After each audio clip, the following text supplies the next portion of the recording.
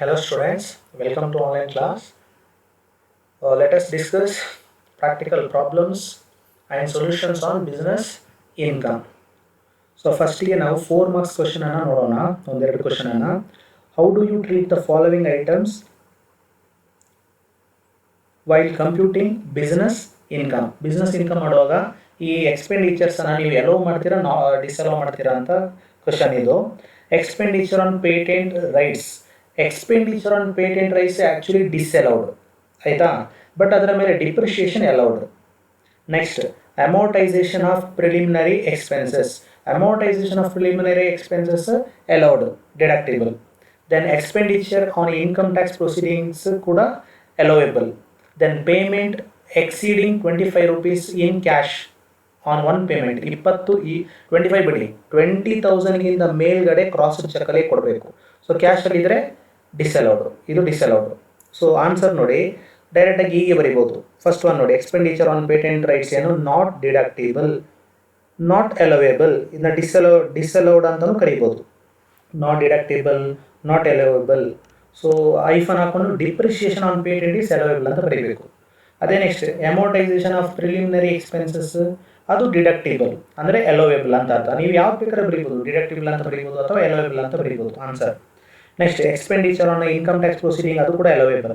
ಅದೇ payment exceeding 25 lakh in cash, ಇದು not allowable, not allowable, disallowed, ಹಾಗೆ ಸಹ ಬರೀಬೋದು. Next question, state whether the following items are deductible under the head business income. ಅದೇ ಥರದ question. Penalty paid for illegal import of goods, so ಎಲ್ಲ fine and penalty ಇದೆಲ್ಲ ಅದೆಲ್ಲನೂ disallowed. Disallowed ಅಂದರೆ not deductible ಅಂತ ಅರ್ಥ. Next expenses incurred in connection with income tax proceeding, ಇದು allowable. Allowable ಅಂದರೆ ಡಿಡಕ್ಟಿಬಲ್ ಅಂತ ಅರ್ಥ. Next compensation paid to an undesirable employee for the retrenchment of ಈ ಸರ್ವಿಸ್. ಕೆಲವೊಂದು ಎಂಪ್ಲಾಯಿ ಸರಿ ಕೆಲಸ ಮಾಡ್ತಾ ಇರಲ್ಲ ಕಂಪನಿಯಲ್ಲಿ, ಅಂಥವ್ರನ್ನ ಇಟ್ಕೊಂಡು ಪ್ರಯೋಜನ ಇಲ್ಲ, ಹಾಗಾಗಿ ಅವ್ರನ್ನ ಕೆಲಸದಿಂದ ತೆಗೆದು ಅವರಿಗೆ ಕಾಂಪನ್ಸೇಷನ್ ಕೊಟ್ಟಿರ್ತಾರೆ. ಸೊ ಅದು ಅಲೋವೇಬಲ್. ಅಲೋವೇಬಲ್ ಅಂದರೆ deductible. Next legal expense incurred for curing any defect in the title to goods. So ನೆನಪಿರಲಿ, ಇಲ್ಲಿ ಕ್ವಶನಲ್ಲಿ ಮಿಸ್ಟೇಕ್ ಆಗಿ ಆನ್ಸರ್ ನಾಟ್ ಡಿಡಕ್ಟಿಬಲ್ ಅಂತಿದೆ, ಇದು actually deductible. Legal expense incurred for curing any defect in the title of goods, ಇದು deductible ಅಂದರೆ allowable. So answer ನೋಡಿ, first penalty paid not deductible, second expense incurred in connection with income tax proceeding ಅದು deductible, ಆಮೇಲೆ compensation paid ಡಿಡಕ್ಟಿಬಲ್, ಆಮೇಲೆ last legal expense ಇತ್ತಲ್ಲ ಅದು ಡಿಡಕ್ಟಿಬಲ್. ಇಲ್ಲಿ 3 ಡಿಡಕ್ಟಿಬಲ್, first one ಮಾತ್ರ ನಾಟ್ ಡಿಡಕ್ಟಿಬಲ್. ಅಲ್ಲಿ ರಾಂಗ್ ಆಗಿ ನಾಟ್ ಡಿಡಕ್ಟಿಬಲ್ ಅಂತ ಆಗಿದೆ ಅಷ್ಟೇ. ನೆಕ್ಸ್ಟ್ ಇದು 16 ಮಾರ್ಕ್ಸಿಗೆ ಬಂದಂಥ question. Following is the profit and loss account of mister Anish, compute is gross total income ಕೇಳಿದ್ದಾರೆ. ನೋಡ್ಕೋಬೇಕು ನೀವು, ಬಿಸ್ನೆಸ್ ಇನ್ಕಮ್ ಮಾಡಿದ್ದಾರೆ, ಗ್ರಾಸ್ ಟೋಟಲ್ ಇನ್ಕಮ್ ಮಾಡಿದ್ದಾರೆ ಕೇಳಿದಾರ ಅಂತ. ಓಕೆ, ಡೆಬಿಟ್ ಸೈಡ್ ನೋಡೋಣ ಮೊದಲಿಗೆ. ಎಕ್ಸ್ಪೆಂಡಿಚರ್ ನಾವು ಯಾವುದೆಲ್ಲ ಡಿಸ್ಅಲೌಡ್ ಇದೆ ಅದನ್ನು ಮಾತ್ರ ಫಸ್ಟಿಗೆ ನೋಡ್ಕೋಬೇಕು. ಸ್ಯಾಲರಿ ನೋಡಿ, ಇಲ್ಲಿ ಸ್ಯಾಲರಿ ಅಂತ ಕೊಟ್ಟಿದ್ದಾರಲ್ಲ, ಇದೇನು ಅಸಸ್ ಇದನ್ನಲ್ಲ ಮಿಸ್ಟರ್ ಅನೀಶ್, ಅವನಿಗೆ ಸಿಕ್ಕಿದ ಸ್ಯಾಲರಿ ಅಲ್ಲ, ಇವನ ಕಂಪನಿಯಲ್ಲಿ ಕೆಲಸ ಮಾಡ್ತಾ ಇದ್ದಂಥ ಎಂಪ್ಲಾಯ್ಸಿಗೆ ಕೊಟ್ಟಂಥ ಸ್ಯಾಲರಿ. ಹಾಗಾಗಿ ಗ್ರಾಸ್ ಟೋಟಲ್ ಇನ್ಕಮಲ್ಲಿ ಮೊದಲಿಗೆ ಫಸ್ಟ್ ಹೆಡ್ ಸ್ಯಾಲರಿ ಇದೆಯಲ್ಲ ಅಲ್ಲಿ ತೊಗೋಬೇಡಿ. ಸೊ ಸ್ಯಾಲರಿ, ರೆಂಟ್, ಅಡ್ವರ್ಟೈಸ್ಮೆಂಟ್ ಇದೆಲ್ಲ allowed. Interest on capital disallowed. Next depreciation allowed, bad debts allowed. Local tax let out property, ಇದು ಹೌಸ್ ಪ್ರಾಪರ್ಟಿಗೆ ಸಂಬಂಧಪಟ್ಟ, ಇದು disallowed. Sales tax allowed, income tax disallowed, wealth tax disallowed. Two patents acquired, so patents ಕೊಟ್ಟಿದ್ದಾರಲ್ಲ, patents disallowed, but ಅದ್ರ ಮೇಲೆ depreciation ಇದ್ರೆ allowed. Donation disallowed, provision ಎಲ್ಲ provision disallowed. Interest on loan, ಈ ಇಂಟ್ರೆಸ್ಟ್ ಲೋನ್ ಯಾವ ಪರ್ಪಸ್ಗೆ ತೊಗೊಂಡಿದ್ದಂತ ಅಡ್ಜಸ್ಟ್ಮೆಂಟಲ್ಲಿ ನೋಡಬೇಕು. ಎಲ್ಲಾದರೂ ಹೌಸ್ ಪ್ರಾಪರ್ಟಿಗೆ ಅಥವಾ ಬೇರೆ ಹೆಡ್ಡಿಗೆ ಸಂಬಂಧಪಟ್ಟಿದ್ದಾದರೆ ಡಿಸ್ಅಲೌಡ್. ಸೊ ಏನೆಲ್ಲ ಇಲ್ಲಿ ಡಿಸ್ಅಲೌಡ್ ಇದೆಲ್ಲ ಏನು ಮಾಡಬೇಕು, ಆ್ಯಡ್ ಮಾಡಬೇಕು. ನೆಟ್ ಪ್ರಾಫಿಟ್ ಕೊಟ್ಟಿದ್ದಾರೆ ನೋಡಿ 5,78,000, ಇದನ್ನೇ ಫಸ್ಟಿಗೆ ತೊಗೋಬೇಕು. ಸೊ ಬೈ ಗ್ರಾಸ್ ಪ್ರಾಫಿಟ್ ಅದು ಬಿಸ್ನೆಸ್ದು. By bad debts recovered not allowed earlier, ಬರೀ ಬ್ಯಾಡ್ ಡೆಟ್ಸ್ ರಿಕವರ್ಡ್ ಅಂತ ಕೊಟ್ಟರೆ ಅದನ್ನ ಅಲ್ಲಿಗೆ ಬಿಟ್ಬಿಡ್ಬೇಕು. ಬಟ್ ಅಲ್ಲಿ ಬ್ರ್ಯಾಕೆಟಲ್ಲಿ ನಾಟ್ ಅಲೌಡ್ ಅರ್ಲಿಯರ್ ಅಂತ ಇದೆ ಅಲ್ಲ, ಅಥವಾ ಡಿಸ್ಅಲೌಡ್ ಅರ್ಲಿಯರ್ ಅಂತ ಕೊಡ್ತಾರೆ, ಆ ಥರ ಕೊಟ್ಟರೆ ಅದು ಮೈನಸ್ ಮಾಡಬೇಕು. ಅದೇ ಬ್ಯಾಡ್ ಡೆಟ್ಸ್ ರಿಕವರ್ಡ್ ಬ್ರ್ಯಾಕೆಟಲ್ಲಿ ಅಲೌಡ್ ಅರ್ಲಿಯರ್ ಅಂತ ಇದ್ದರೆ ಮೈನಸ್ ಮಾಡೋದು ಬೇಡ. By rent from house property, ಇದು ಹೌಸ್ ಪ್ರಾಪರ್ಟಿಗೆ ಸಂಬಂಧಪಟ್ಟಿದ್ದು ಮೈನಸ್ ಮಾಡಬೇಕು.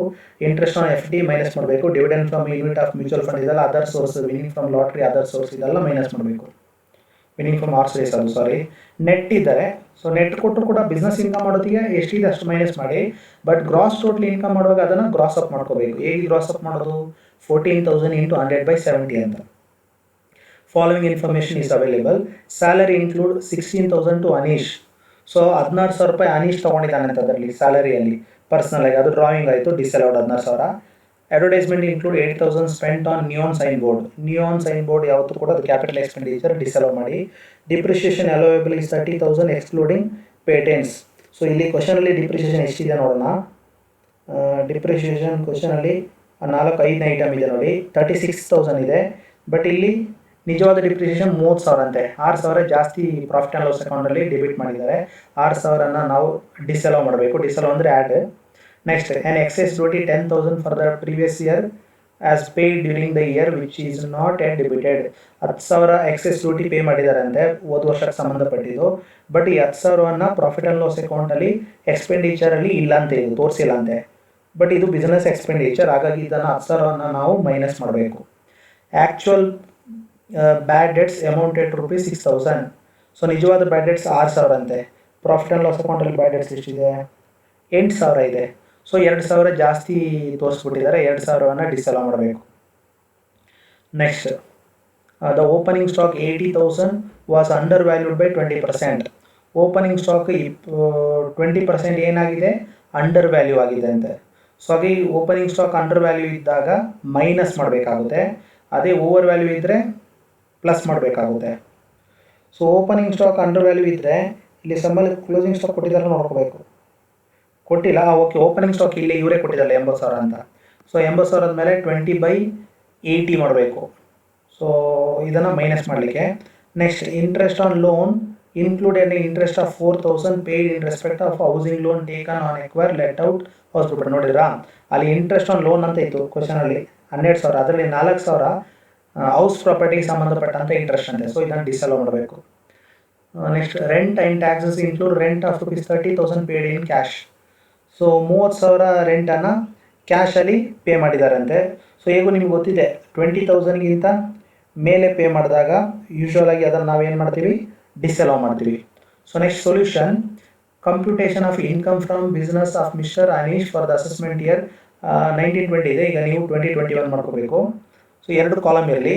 ಫಸ್ಟಿಗೆ ಯಾವತ್ತೂ ನಾವು ನೆಟ್ ಪ್ರಾಫಿಟನ್ನು ತೊಗೋಬೇಕು. Net profit as per profit and loss account. Profit and loss account ಲಾಸ್ಟಲ್ಲಿ ಕೊಟ್ಟಿದ್ದಾನೆ 5,78,000. ಇದಕ್ಕೆ ಆ್ಯಡ್ ಡಿಸಲೋಡ್ ಎಕ್ಸ್ಪೆನ್ಸಸ್ ಅಥವಾ ಇನ್ಅಡ್ಮಿಸಿಬಲ್ ಎಕ್ಸ್ಪೆನ್ಸ್ ಅಂತ ಕರಿತೀವಿ ಇದನ್ನು. ಸೊ ಯಾವುದೆಲ್ಲ ಡಿಸಲೋಡ್? ಸ್ಯಾಲರಿ ಟು ಅನೀಶ್ 16,000 ರೂಪಾಯಿ ಸ್ಯಾಲ್ರಿ ತೊಗೊಂಡಿದ್ದಲ್ಲ, ಅಂದರೆ ಇದರಲ್ಲಿ ಸ್ಯಾಲ್ರಿ ಒಟ್ಟಿಗೆ ಇವನು ಪರ್ಸ್ನಲಾಗಿ ತೊಗೊಂಡಿದ್ದು 16,000 ಅದು. ಆಮೇಲೆ rent paid in cash, advertisement on neon sign board, interest on capital, depreciation 6,000 excess ಇದಲ್ಲ ಅದು, ದೆನ್ ಬ್ಯಾಡ್ ಡೆಟ್ಸ್ 2,000 ಎಕ್ಸೆಸ್ ಇದೆ ಅದು, excess bad debts. Next, local tax on let out property, income tax, wealth tax, cost of patent acquired, donation, provision for bad debts, interest on loan on related to let out property 4,000. ಇದಿಷ್ಟು ಕೂಡ ಬಿಸ್ನೆಸ್ಗೆ ಸಂಬಂಧಪಟ್ಟಂಥ expenditure ಅಲ್ಲ, ಅಂದರೆ ಜಾಸ್ತಿ ಆಗಿರ್ಬೋದು. ಇದಿಷ್ಟು ಡಿಸಲೌಡು, ಇದರಿಂದ profit ಕಡಿಮೆ ಆಗಿರುತ್ತೆ. ಅದಕ್ಕೋಸ್ಕರ ಇದೆಲ್ಲವನ್ನು ಕೂಡ ನೆಟ್ ಪ್ರಾಫಿಟ್ಗೆ ಆ್ಯಡ್ ಮಾಡ್ತೀವಿ, ಆವಾಗ ಪ್ರಾಫಿಟ್ ಏನಾಗುತ್ತೆ? ಜಾಸ್ತಿ ಆಗುತ್ತೆ. Next, less admissible expenses not debited and non business income. ಇದನ್ನು ಹೇಗೆ ಬೇಕಾದ್ರೆ ಬರ್ಕೋಬೋದು, ಅಥವಾ income to be treated separately ಅಂತಲೂ ಬರೀಬೋದು. ಸೊ ಈಗ ಪೇಟೆಂಟ್ಸನ್ನು ಡಿಸಲೋ ಮಾಡಿದ್ರಲ್ಲ, ಬಟ್ ಅದರ ಮೇಲೆ ಡಿಪ್ರಿಷಿಯೇಷನನ್ನು ಅಲೋ ಮಾಡಬೇಕು. So depreciation on patents 40,000 into 25% into half plus.